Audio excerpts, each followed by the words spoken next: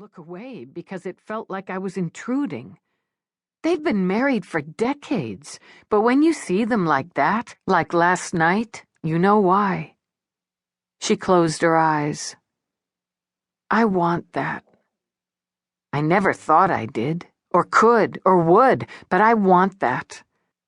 I want to be with you for decades, and have you still look at me the way he looks at her. You're the love of my life, and always will be. Maybe you could tell me that in like 30 years. That's a promise. And now, love of my life, go back to sleep. She frowned when he rolled out of bed. It's the middle of the night. It's near to 5:30 now. Some people who aren't you consider that the middle of the night. It's the middle of the day in Europe, and I've a holo conference very shortly. While he went to shower, she half dozed, but found her mind wouldn't shut down again. She barely heard him come out, dress. The man moved like a shadow, which probably factored into his success as a thief back in the day. Alone, she lay another few minutes, then gave it up. Lights 25%. When they came on, she nearly jolted. The cat was sprawled at the foot of the bed, giving her the beady eye. Christ, you're as bad as Rourke skulking around. She figured the early morning sex had annoyed the cat, but it had set her up just fine. She programmed coffee, started fueling her brain as she went into the shower. Since she beat Rourke to the auto chef, she programmed breakfast for both of them. Nothing like waffles on a cold January morning, to her mind, and left them under their warming domes while she dressed. She sat down with coffee, her PPC, and got a jump on her workday. Now here's a lovely sight on a bitter winter's day.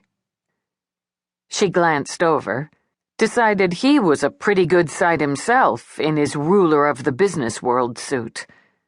Finished buying Europe already? Not buying today, so far. Just a bit of engineering and tech advancing through the R&D stage, and well advancing.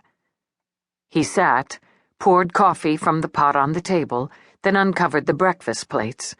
Waffles, is it? It should almost always be. I'm having Peabody meet me at the Mira Institute at 8 sharp. I want to get a sense of the place, what Edward Mira had going there. We should have time to grab an interview with a couple of his skirts before we have to head back. Trueheart's getting his shield at 1000. I hate to miss that, particularly since you'll be in uniform. He watched her drown her waffles in butter and syrup. So did Galahad, who began a stealthy inch-by-inch bellying forward until Rourke cocked an eyebrow at him. The cat rolled onto his back, batting busily at the air. I'll be stripping off the uniform as soon as the ceremony's over.